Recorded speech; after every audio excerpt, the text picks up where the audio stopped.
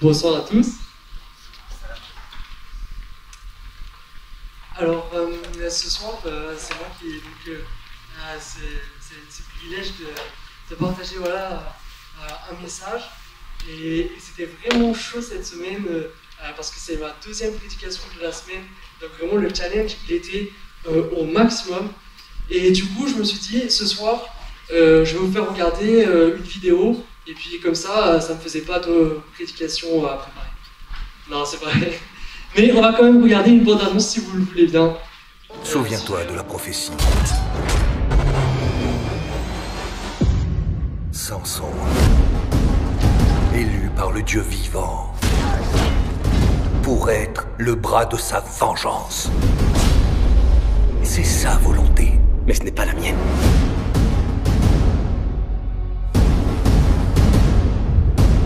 Qui est ce Dieu qui te donne une telle force? 3 promesses m'ont été demandées.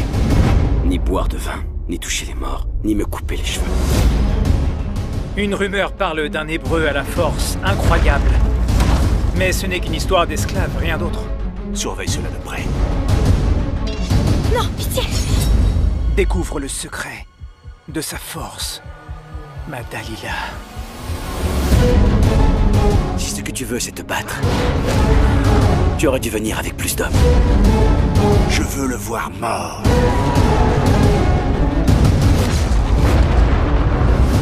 Il a la force d'un dieu. Je l'ai vu de mes propres yeux. Ce n'est pas un dieu! Samson, les Philistins sont là, attention! Ma force est désormais la tienne. Que veux-tu que je fasse?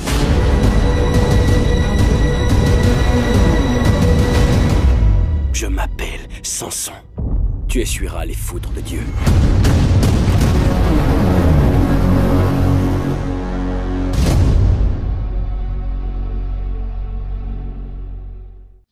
Ça a l'air pas mal, non? Qu'est-ce que vous en pensez? Il y en a qui l'ont vu ici ou pas? Personne l'a vu? Ouais. Ah, oh, Daniel, extra. Ok, ça a l'air pas mal du tout. Alors pourquoi je vous parle de ça? Parce que le thème de ce soir, du coup, c'est la vie de Samson. Et j'aimerais passer à la diapo suivante, et ça marche toujours pas. Alors à moins que j'appuie trop. La diapo suivante, s'il vous plaît. Bon, ça c'était juste pour le petit aparté avec vous. En fait, quand j'étais gamin, je regardais des VHS de la Bible, et je regardais précisément, donc ces VHS, c'est des cassettes, on était dans les magnétoscopes, tout le monde connaît peut-être pas ça, il y en a qui connaissent que les DVD, mais moi, voilà, j'avais des petites cassettes, on les mettait, on les rembobinait, et je regardais donc à droite Samson et Dalila, et je kiffais, mais de ouf. Et je crois qu'il y a des fans ici dans la salle. Je crois que Daniel, c'est un fan absolu. Il m'a dit, ouais, ça c'était mes cassettes. Tu les as vues, Daniel, tu confirmes? Excellent, extra. Et vraiment, mais je crois que je comprenais pas tout. À l'époque, quand je regardais ça, j'avais quoi? J'avais 5 ans. Je crois que je comprenais pas tout. Mais là, je crois que j'ai compris plus de trucs maintenant, aujourd'hui. Et vraiment, voilà, c'est le message que Dieu m'a mis à cœur. C'est de parler de la vie de Samson. Essayer de parler de toute la vie de Samson et de faire le bilan de sa vie. Donc le titre du message, c'est Samson, le bilan. Samson, le bilan. Alors, est-ce qu'il y en a qui ont encore la Bible papier ou sinon sur votre téléphone? Ce serait bien si on pouvait suivre ensemble parce qu'on va faire pas mal de lectures. Bon, moi, je l'ai reproduit. Alors, on va prendre Juge à partir du chapitre 13. Donc ça va être Juge du chapitre 13 à 16. C'est là où on voit toute la vie de Samson. Donc je prends Juge 13 à partir du verset 1. Les Israélites firent encore ce qui déplaît à l'Éternel, et l'Éternel les livra entre les mains des Philistins pendant 40 ans. Il y avait un homme de Tsoréa, du clan des Danites, qui s'appelait Manoch. Sa femme était stérile et n'avait pas d'enfant. L'ange de l'Éternel apparut à la femme et lui dit « Te voici stérile, sans enfant, tu deviendras enceinte et tu mettras au monde un fils. Maintenant, fais bien attention de ne boire ni vin ni liqueur forte et de ne rien manger d'impur, car tu vas devenir enceinte et tu mettras au monde un fils. Le rasoir ne passera pas sur sa tête, parce que cet enfant sera consacré à Dieu dès le ventre de sa mère. Ce sera lui qui commencera à délivrer Israël de la domination des Philistins. Donc vraiment une promesse extraordinaire de l'ange de l'Éternel qui apparaît à cette femme. Et j'avance, mais au verset 24, il est dit que la femme mit au monde un fils et l'appela Samson. L'enfant grandit et l'Éternel le bénit. L'Esprit de l'Éternel commença à le pousser à l'action à Makanedan, entre Tsoréa et Estaol. Donc c'est le premier passage que je veux voir avec vous. Et donc, c'est « Il était une fois Samson consacré par Dieu ». C'est le premier point que je voulais voir avec vous. Là, on a vu qu'il y avait un contexte où Israël était oppressé par les Philistins. Et là, il se passe quelque chose d'extraordinaire. C'est que Dieu a un plan pour Israël. Et Dieu veut qu'il y ait un libérateur qui naisse. Et il intervient de manière surnaturelle. Il Il fait tomber enceinte une femme stérile. Et donc, le plan qu'il a extraordinaire, c'est que cet enfant, il va être consacré, mis à part. Et vraiment, c'est juste énorme ce que Dieu veut faire, mais il veut que cet enfant il soit spécial.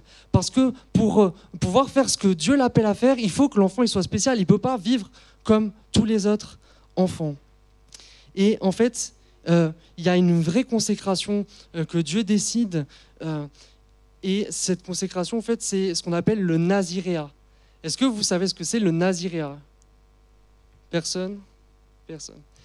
En fait, le naziréat, c'était un vœu qu'un homme ou une femme faisait à Dieu quand il voulait se consacrer d'une manière particulière. Et c'était vraiment très encadré.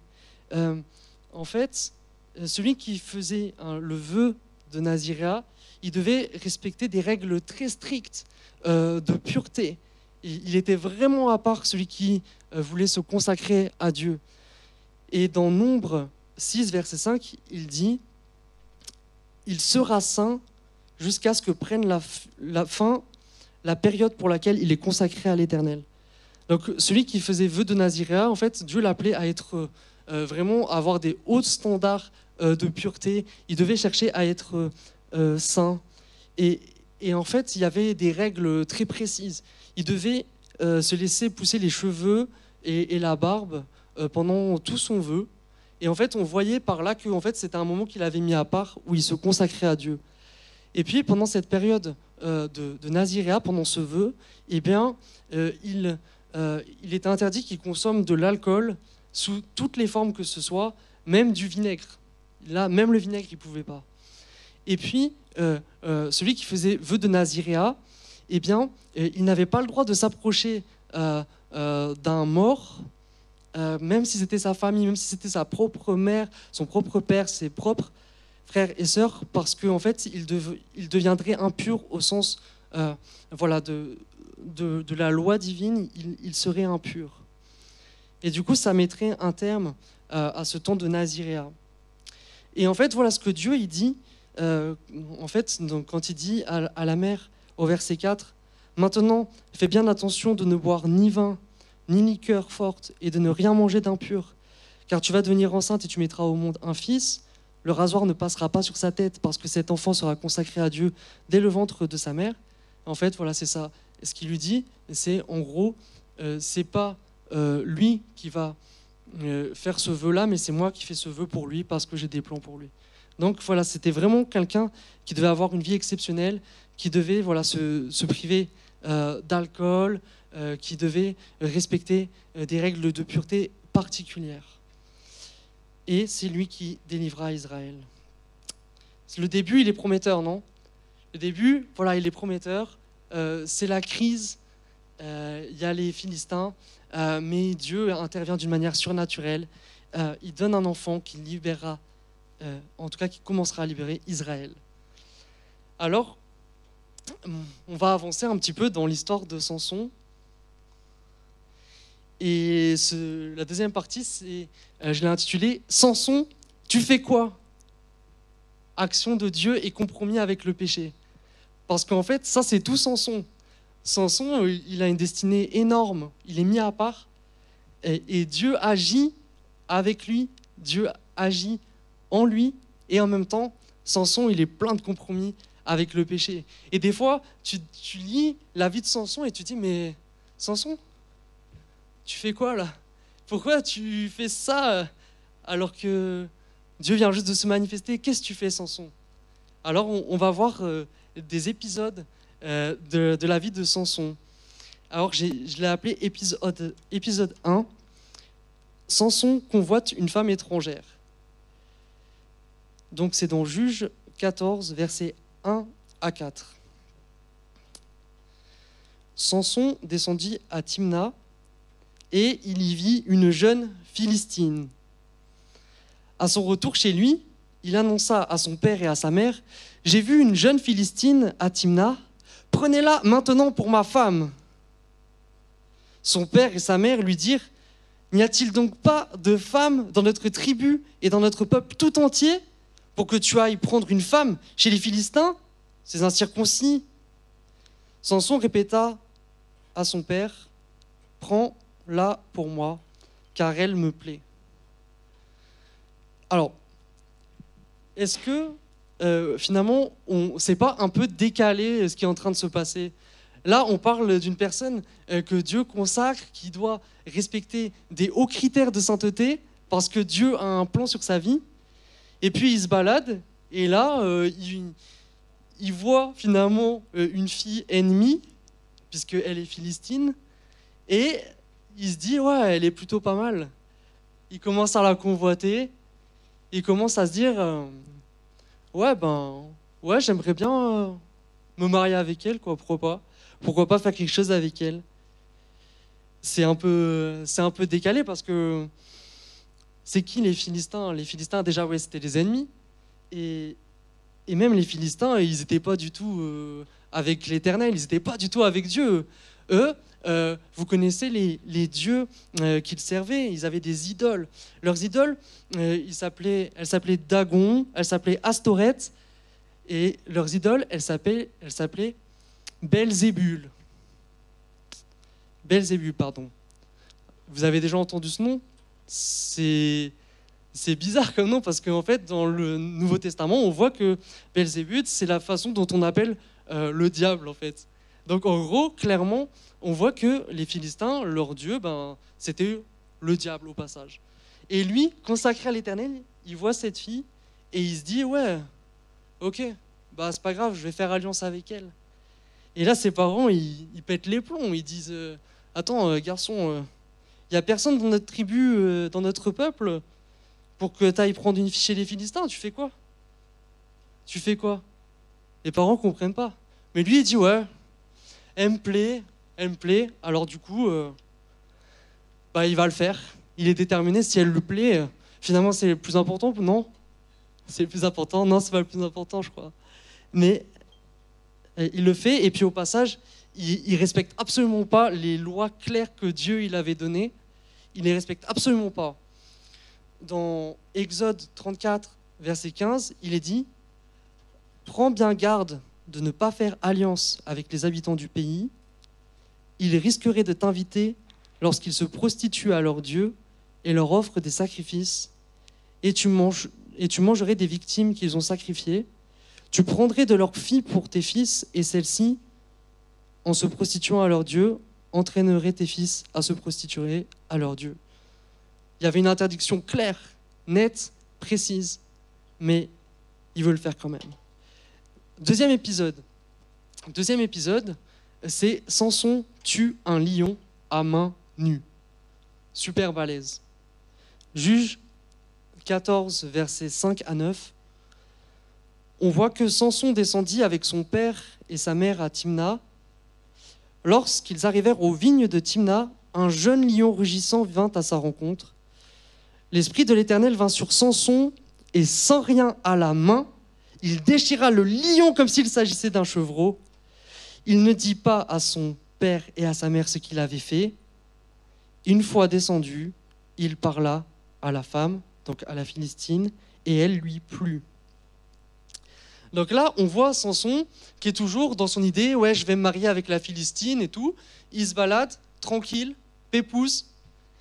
Et d'un coup, il y a un lion, il surgit de nulle part et il attaque. Et il attaque. Et là, ce qui se passe, c'est que Dieu, il intervient d'une manière surnaturelle à ce moment même, à cet instant même. Eh bien, Dieu le remplit du Saint-Esprit et il lui donne la force de prendre le lion par la gueule et de lui arracher la mâchoire et de tuer ce lion. C'est juste incroyable. Et là, qu'est-ce qu'il fait Samson ? Samson, il pourrait se dire « Wow, c'est énorme ce que Dieu a fait. Peut-être que j'allais sur une mauvaise route en allant vers cette Philistine. Là, j'ai été attaqué, mais Dieu m'a délivré. Ok, je veux rendre gloire à Dieu. Je fais demi-tour. J'abandonne mon projet. » Est-ce que c'est ce qu'il a fait, Samson ? Non.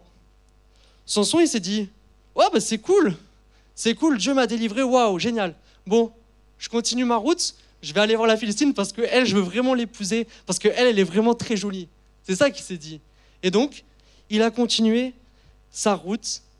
Et puis là, il va parler à la Philistine. Il avait d'abord regardé. Il avait d'abord convoité. Et puis là, il va lui parler. Il va commencer à dragouiller. Il va commencer à voir finalement s'il y a moyen de moyenner. Et il y a moyen de moyenner. Et ils se plaisent tous les deux. Voilà ce qu'il fait finalement Samson, malgré que Dieu s'est révélé à lui d'une manière surnaturelle, malgré qu'il est délivré du lion. Alors, on continue. Épisode 3.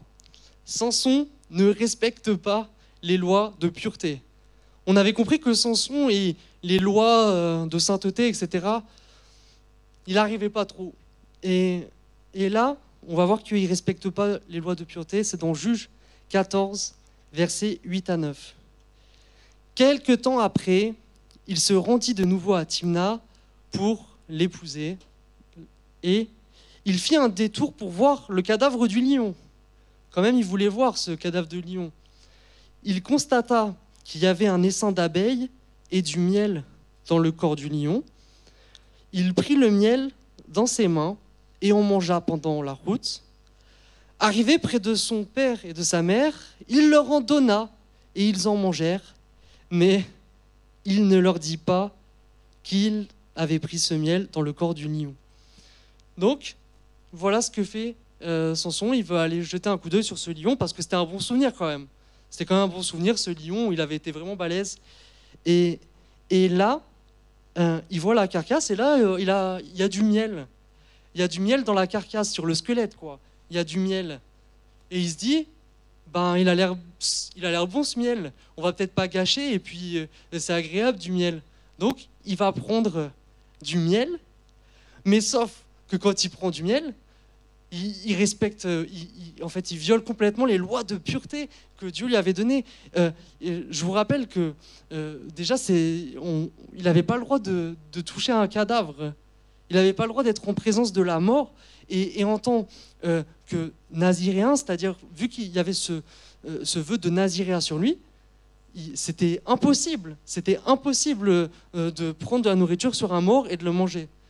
Et il s'en fiche tellement qu'il se dit, j'en donne même à mes parents pour qu'ils en mangent aussi, mais il se garde bien de leur préciser le détail qu'il a pris sur un cadavre, parce que ses parents savent très bien qu'il n'a pas le droit de faire ça, et que c'est un manque de respect envers Dieu de faire ça, et qu'il n'a pas respecté la loi. Ils le savent très bien. Épisode 4. Samson fait la fête pendant 7 jours avec les Philistins pour son mariage. Donc, il va au bout. Juges 14, 10. Le père de Samson descendit chez la femme, et là, Samson fit un festin, car c'était la coutume chez les jeunes hommes. 7 jours de fiesta. 7 jours de fiesta pour les noces. Alors, je ne sais pas ce qu'on peut imaginer. peut-être que vous avez été à des mariages chrétiens pour plusieurs, et un mariage chrétien, c'est chouette et tout. On est dans la joie du Seigneur. On parle de la parole, on dit béni soit Dieu et tout. C'est ça un mariage chrétien. Mais là, en fait, c'est un mariage chez les Philistins. Et en fait, c'est 7 jours de fête. Et quand on prend la traduction de festin, certains commentateurs disent qu'en fait, il s'agit de beuverie. Donc en fait, Samson, qui est censé ne pas boire d'alcool, Samson, qui est censé se mettre à part, rester pur, il est en train de faire 7 jours de pure fiesta. On va dire, c'est comme s'il avait fait 7 jours de festival. Est-ce qu'il y en a qui ont été à des gros festivals, voilà, où c'est des festivals, quoi. Voilà, il y a de la drogue, il y a plein de trucs, tout le monde boit, etc. Eh ben, on va dire que c'était son festival, et entre-temps, eh ben, il se mariait. C'est ce qu'il a fait, Samson. Et là, voilà, la fête, elle se termine mal. Samson, il essaye de leur poser une énigme, mais en fait, il essaye plus ou moins de les dépouiller parce qu'il se dit qu'ils ne trouveront pas la réponse à l'énigme. Et puis, les Philistins, ils n'ont pas envie de se faire dépouiller, donc ils insistent auprès de son épouse pour connaître la réponse de l'énigme. Et puis ça finit super mal. Il trouve l'énigme et Samson, il est énervé. Il tue des Philistins. Voilà. Et après, en représailles, les Philistins brûlent sa femme, en gros. Donc, la fête est finie. C'était une fête un peu nulle, finalement. Et c'est souvent ça, les fêtes. Hein. Les fêtes, ça commence toujours wouh, et puis ça finit toujours super mal, quoi, plus bas que terre. Ben là, c'est la fête qui a mal fini. Alors, il s'est passé tout ça. Maintenant, on passe à l'épisode 5. L'épisode 5, c'est exploit contre les Philistins et providence divine. On va se dire, Samson, on m'a dit que c'était un héros, c'était un libérateur. Peut-être qu'il va faire des trucs un peu de héros et de libérateur. Eh ben oui, il va le faire. Il va le faire. Alors, Juges 15, 14, versets 14 à 19, on est dans un contexte où Samson, il est capturé par les hommes de Juda parce qu'ils ont peur de la réaction des Philistins. Et les hommes de Juda, ils livrent en fait Samson aux Philistins. Donc, ils l'attachent. Et en gros, c'est que tout le monde est après Samson parce que voilà, il y a eu des bagarres, il y a eu plein d'histoires. Tout le monde est derrière Samson et les hommes de Juda, ils ont peur. Et donc, ils se disent, non, mais nous, on ne veut pas de problème, on vous livre Samson. C'est ça le contexte. Verset 14. Lorsqu'il arriva à Léchi, les Philistins poussèrent des cris en le voyant. Alors l'Esprit de l'Éternel vint sur lui. Les cordes qu'il avait au bras devinrent pareilles à du lin brûlé par le feu, et ses liens tombèrent de ses mains. Il trouva une mâchoire d'âne fraîche, tendit la main pour la prendre, et tua 1000 hommes avec elle. Samson dit alors une phrase qui est devenue célèbre dans un camp. Avec une mâchoire d'âne, j'ai fait un tas de tas. Avec une mâchoire d'âne, j'ai tué 1000 hommes. Il y avait eu une chanson comme ça dans un camp. Voilà, pour ceux qui savent. Quand il eut fini de parler, il jeta la mâchoire et l'on appela cet endroit Ramath-Léchi. Pressé par la soif, Samson fit appel à l'Éternel en disant : c'est toi qui as permis cette grande délivrance par l'intermédiaire de ton serviteur. Et maintenant, devrais-je mourir de soif et tomber entre les mains des incirconcis ? Maintenant, il les appelle des incirconcis. Dieu fendit la cavité du rocher qui se trouve à Léchi et il en sortit de l'eau. Samson but, il retrouva ses forces et reprit vie. C'est pour cela qu'on a appelé cette source En Hakkore. Elle existe encore aujourd'hui à Léchi. Et là, c'est les exploits. Là, c'est les exploits. C'est incroyable. Samson, il a pris une mâchoire d'âne, et il a tué 1000 hommes. Une grande délivrance. Et puis, comme si ce n'était pas déjà assez fou ce que Dieu avait accompli au travers de sa vie, eh ben, Samson, il a soif parce qu'il fait chaud, c'est Moyen-Orient, et il dit à Dieu qu'il a soif, Et là, Dieu, on ne sait pas comment, mais il y a un rocher qui se brise devant lui et il y a de l'eau qui coule. C'est énorme ce qui se passe là, c'est énorme. Et là, tu te dis, waouh, le gars, ça va changer sa vie. D'avoir vu combien Dieu était avec lui, combien il a tout fait, combien il y avait une providence. Tu te dis ça, non? Est-ce qu'il y a des gens qui se disent ça? Non, personne. Ah, il y a quand même des gens? Ok. Alors, épisode 6, Samson et une prostituée. Du coup, c'est quoi le lien? Juge 16, 1, 3. Donc en fait, c'est juste le verset suivant dans la Bible. C'est Samson partit pour Gaza, il y vit une prostituée et entra chez elle. En fait, c'est de pire en pire, Samson. Malgré que Dieu, à chaque fois, il intervient, malgré que Dieu, il le sort de ses faux pas, il a délivré du lion, il a délivré des Philistins, il a fait tomber les liens qu'il avait sur lui, il a fait tellement de choses. Et lui, en gros, il voit une prostituée qui lui plaît, et il y va, et donc il va passer la nuit avec elle. Alors, ce qui se passe, c'est qu'on dit aux habitants de Gaza, Samson est arrivé ici, ils l'encerclèrent et se tinrent toute la nuit en embuscade à la porte de la ville. Ils restèrent tranquilles toute la nuit, se disant, au lever du jour, nous le tuerons. Samson resta couché jusqu'à minuit. Vers minuit, il se leva, attrapa les battants de la porte de la ville, ainsi que leurs 2 montants, les arracha avec la barre, les mit sur ses épaules et les transporta au sommet de la montagne qui fait face à Hébron. Même si Samson, il se trouve dans une maison d'une prostituée, et qu'il y a des gens qui veulent le tuer, Dieu ne l'abandonne pas. Dieu ne l'abandonne pas. Dieu, il est patient et patient et patient. Et dans la Bible, il y a écrit que la patience de Dieu, c'est notre salut. Dieu, il est patient. Et là, il le sort encore de ce faux pas. Moralement, c'est terrible, sa chute, mais il le sort de ce faux pas. On voit qu'il lui donne la force d'attraper des portes de la ville. Alors, les portes de la ville, c'était une muraille, donc il a apporté certainement des portes de plusieurs mètres de haut, qui étaient extrêmement lourdes, qui étaient censées éviter à des hommes armés de s'introduire. Le gars, avec ses 2 petits bras, il a porté des portes comme ça, de fortifications, et il a marché avec pendant des kilomètres et des kilomètres avec ses portes, et il a pu échapper aux Philistins. Dieu est intervenu d'une manière extraordinaire. Alors, la suite, c'est l'épisode 7. Est-ce que Samson se dit, ok, on n'y reprendra plus. J'ai compris la leçon, et maintenant, je vais être droit avec Dieu. Juge 16, verset 4. Après cela, il aima une femme dans la vallée de Sorek. Elle s'appelait Delilah. Donc, il a encore jeté son dévolu sur une personne, une Philistine, quelqu'un qui n'était pas de son peuple, et encore, il a transgressé la loi. Encore.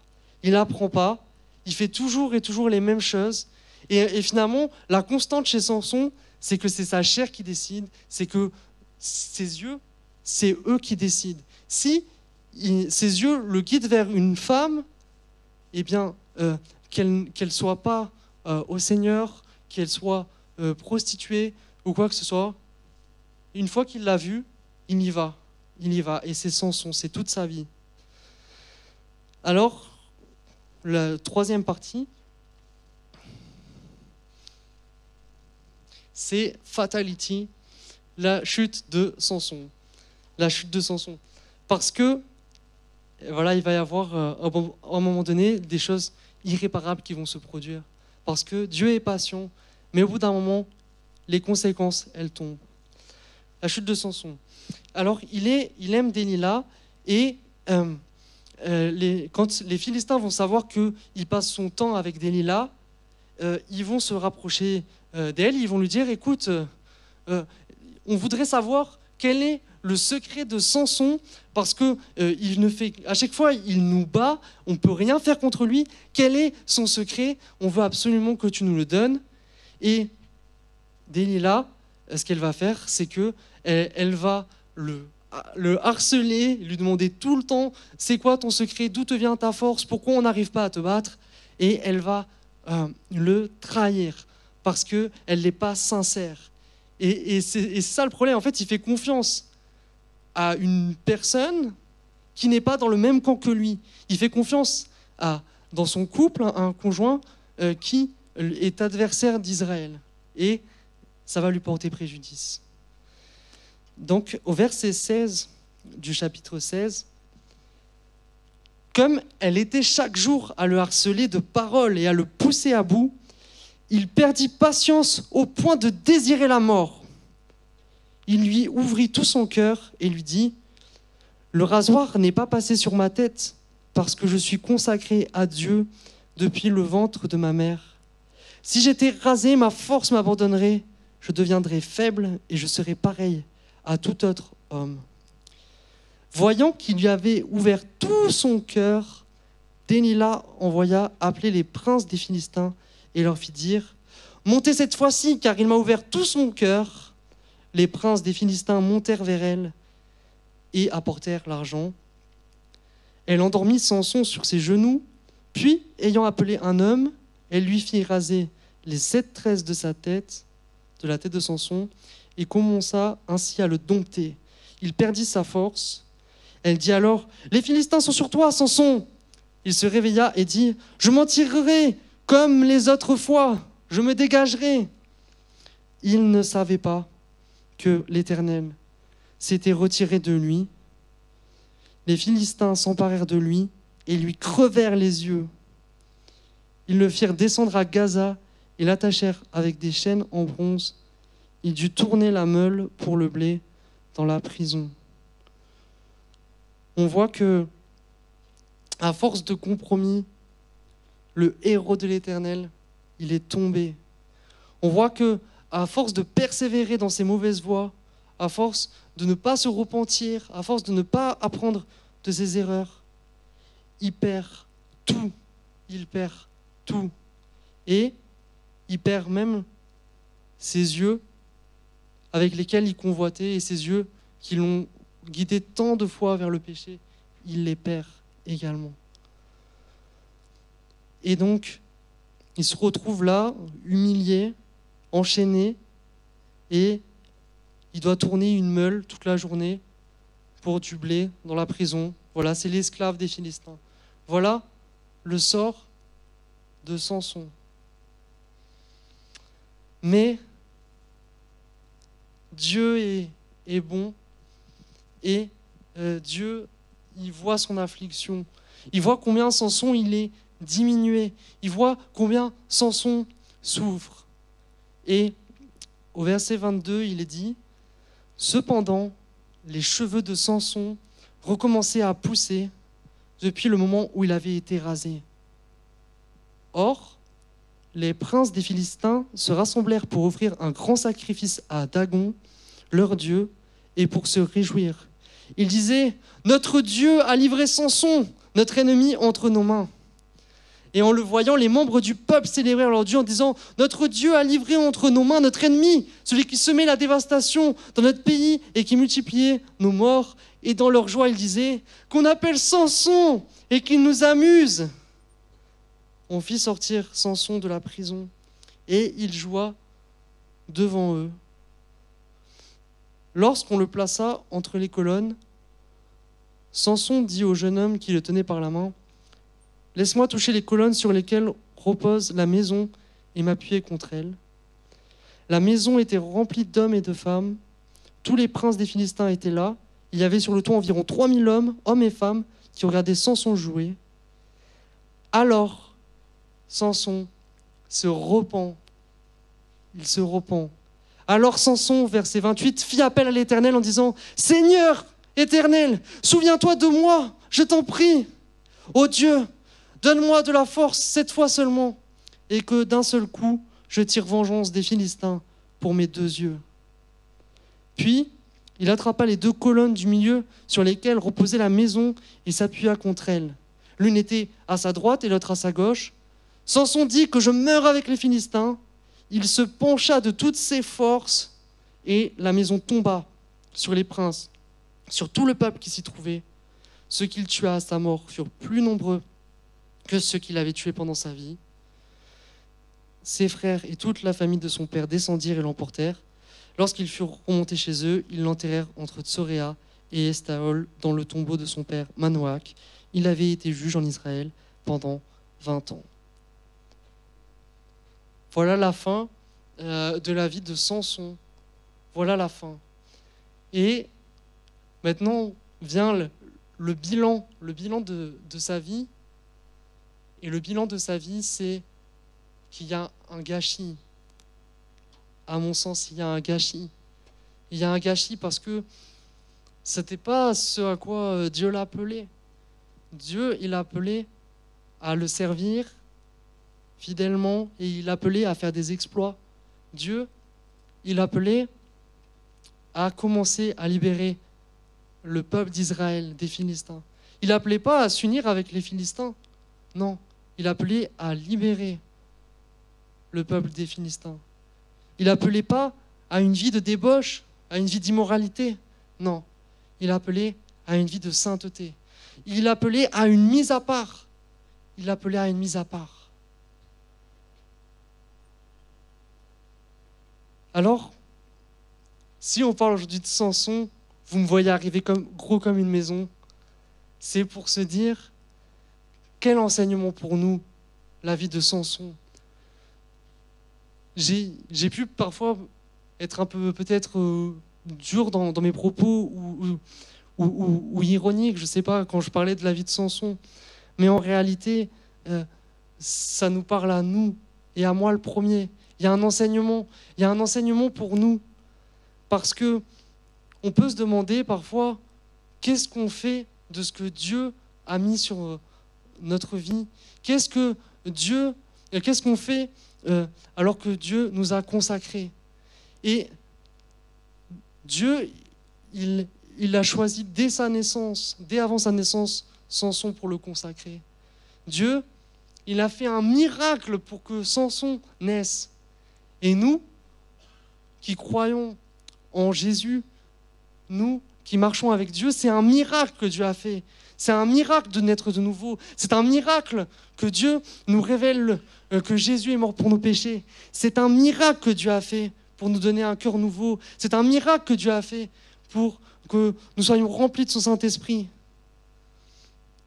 Et Dieu avait prévu cela de toute éternité pour nous. Dans Éphésiens 1,4, il dit « En lui, donc en Jésus, Dieu nous a choisis avant la création du monde pour que nous soyons saints et sans défaut devant lui. » Dieu, il nous a choisis avant la création du monde pour que nous soyons saints et sans défaut devant lui. Dieu, il avait choisi Samson, mais en réalité, Dieu, il nous a choisis chacun. Et de toute éternité, Dieu t'avait choisi, Dieu t'avait appelé, Dieu avait mis des œuvres devant toi pour que tu les pratiques. Dieu avait mis des œuvres devant moi pour que je les pratique. Et alors qu'on a commencé tous, en tout cas la plupart, à marcher avec Dieu, on a vu qu'il était avec nous. On a vu qu'il était à nos côtés. On a vu des situations compliquées se débloquer. On a vu sa main. Et on lui a dit merci. Et on était contents, on était heureux. Ça nous est arrivé plein de fois et ça nous arrive plein de fois. Mais des fois, on se dit, mais qu'est-ce que tu fais? Tu te poses cette question, mais qu'est-ce que je suis en train de faire? Dieu fait tout ça dans ma vie, mais qu'est-ce que je suis en train de faire? Dieu, il m'a appelé, Dieu, il m'a mis à part. Mais pourquoi? Qu'est-ce que je suis en train de faire de convoiter cette fille? Qu'est-ce que les filles, elles peuvent se dire à un moment donné, pourquoi je convoite cet homme qui est loin de Dieu, qui ne connaît pas Dieu, et qui n'est pas du tout chrétien? Pourquoi? Qu'est-ce que tu es en train de faire? Des fois, on se dit, qu'est-ce que je fais? Pourquoi je convoite? On a vu que Samson, il s'en fichait parfois un peu des lois par rapport à l'impureté, qu'il allait prendre du miel sur un cadavre. Mais des fois, est-ce qu'on n'est pas un peu léger, avec un peu de sensualité? Est-ce qu'on n'est pas un peu léger en se disant, je regarde juste un peu, finalement, c'est pas très grave? Est-ce que parfois, on ne tolère pas le péché? Est-ce que parfois, on ne s'habitue pas au péché? Est-ce que parfois, ça ne nous arrive pas de ne plus veiller? Et puis, est-ce que parfois, on ne se retrouve pas dans des lieux où on n'avait rien à faire? Est-ce que parfois, ça t'est pas arrivé, en tant qu'enfant de Dieu, de te retrouver dans une grosse beuverie, dans une grosse fête?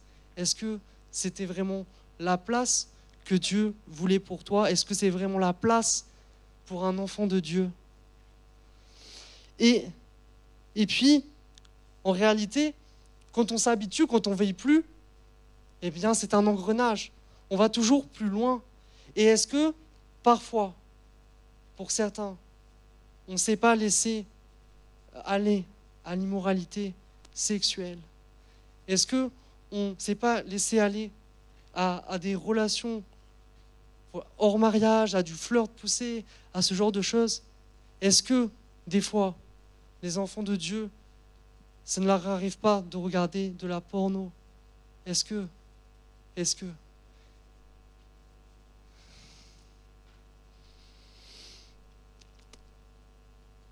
Et là où je veux en venir, c'est que Dieu est patient, c'est que Dieu est bon, c'est que Dieu nous pardonne jour après jour, c'est que Dieu veut continuer à nous utiliser. Dieu ne revient pas sur ses plans. Mais à un moment donné, à force de persévérer dans une mauvaise voie, eh bien, il y aura toujours des conséquences à un moment donné. Il y aura toujours ce moment où tu as fait l'erreur fatale. C'est passé les autres fois, mais cette fois, ça ne passera pas.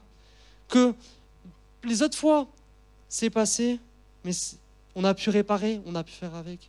Mais des fois, c'est irréparable. C'est irréparable. Je pense, c'est arrivé dans plein de familles chrétiennes, même de chrétiennes, des jeunes filles qui se sont retrouvées enceintes alors qu'elles n'étaient pas mariées, alors qu'elles avaient donné leur vie au Seigneur, alors que toute leur famille était au Seigneur. À un moment donné, il y a des conséquences. Tu avais des relations hors mariage, ça ne s'est pas vu, ça ne s'est pas su, on a pu réparer, mais des fois, il y a un enfant. Il peut y avoir des conséquences qui sont irréparables. Et dans cette église, ça fait des années, donc ça fait 20 ans que je suis là, et ça fait des 10 ans que je suis à la jeunesse, j'ai vu des héros de la foi, j'ai vu des gars qui étaient des piliers, qui ont eu une vie effondrée parce qu'ils n'ont pas veillé. Parce qu'au bout d'un moment, ils n'ont pas pris la décision claire, nette, précise de dire « je dois vaincre la porno, je dois arrêter ».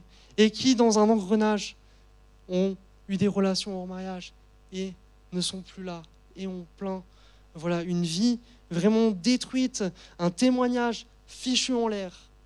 Combien de fois? Et vraiment que Dieu nous donne la force pour que ça ne nous arrive pas. Que Dieu nous donne la force, parce que la réalité, c'est que ce n'est pas facile.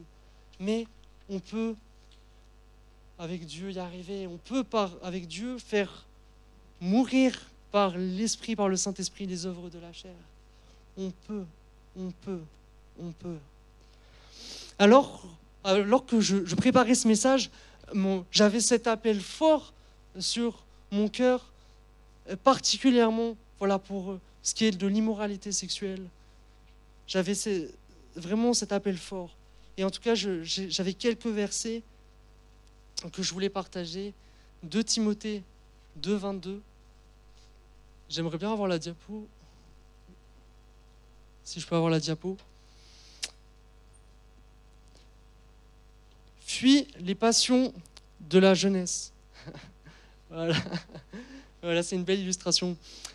Fuis les passions de la jeunesse et recherche la justice, la foi, l'amour, la paix avec ceux qui font appel au Seigneur d'un cœur pur. Ça, c'est ce que Paul dit à Timothée. Fuis les passions de la jeunesse. 1 Corinthiens 6, versets 18 à 20. Fuyez l'immoralité sexuelle. Tout autre péché qu'un homme commet est extérieur à son corps, mais celui qui se livre à l'immoralité sexuelle pêche contre son propre corps. Ne le savez-vous pas? Votre corps est le temple du Saint-Esprit qui est en vous et que vous avez reçu de Dieu. Vous ne vous appartenez pas à vous-même, car vous avez été rachetés à un grand prix. Rendez donc gloire à Dieu dans votre corps et dans votre esprit qui appartiennent à Dieu. Et dans les conséquences parfois de ces choses-là, dans 1 Corinthiens 6, 9, 10, « Ne savez-vous pas que les injustes n'hériteront pas du royaume de Dieu? Ne vous y trompez pas, ni ceux qui vivent dans l'immoralité sexuelle, ni les idolâtres, ni les adultères, ni les travestis, ni les homosexuels, ni les voleurs, ni les hommes toujours désireux de posséder plus, ni les ivrognes, ni les calomniateurs, ni les exploiteurs n'hériteront du royaume de Dieu. » C'est un sévère avertissement qu'à un moment donné, on peut tout perdre, même son salut, quand on marche dans une mauvaise voie, quand on ne veille pas. Alors, vraiment qu'on puisse prendre un engagement ce soir. Et on va clôturer par la prière. Et moi, vraiment, l'engagement que j'aimerais qu'on prenne ensemble, c'est un engagement de prier. C'est un engagement de dire, ok, Dieu, tu as des projets sur ma vie. Dieu, tu veux te servir de moi.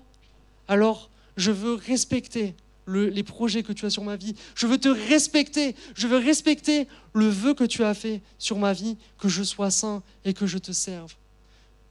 Et vraiment, j'ai une parole de Jésus qui m'a touché dans Jean 14, 30.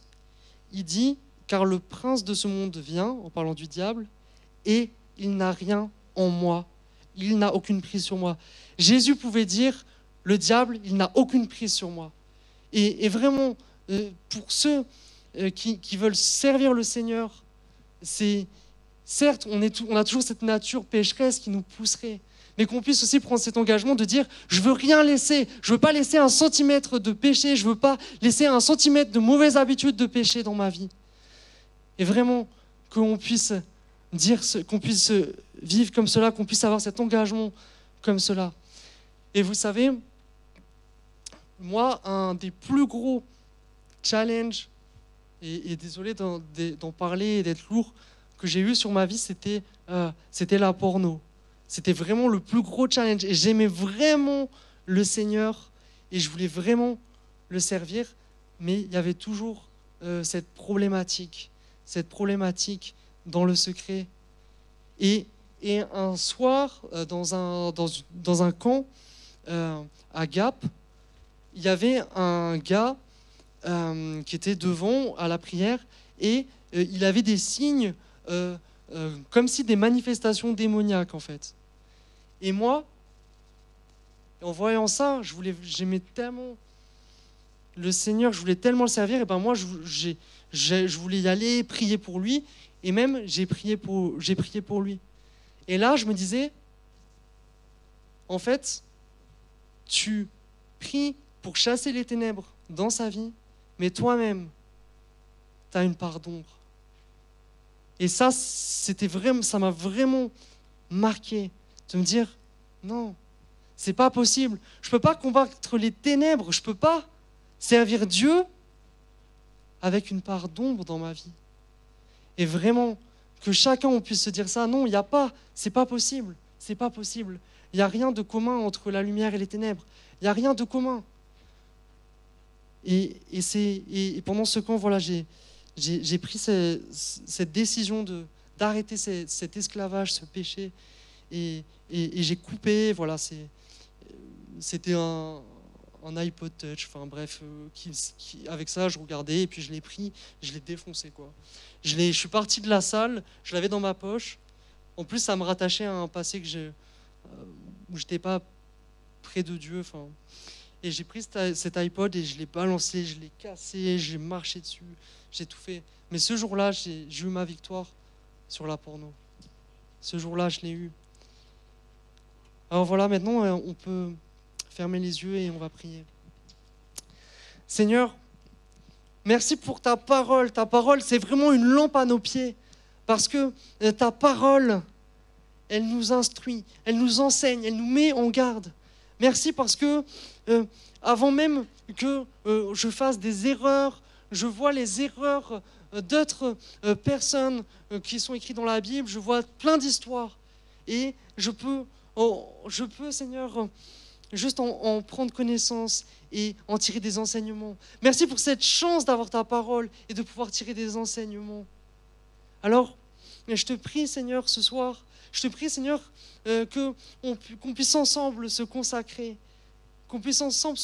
et vraiment, je t'invite dans ton cœur à faire cette prière de consécration.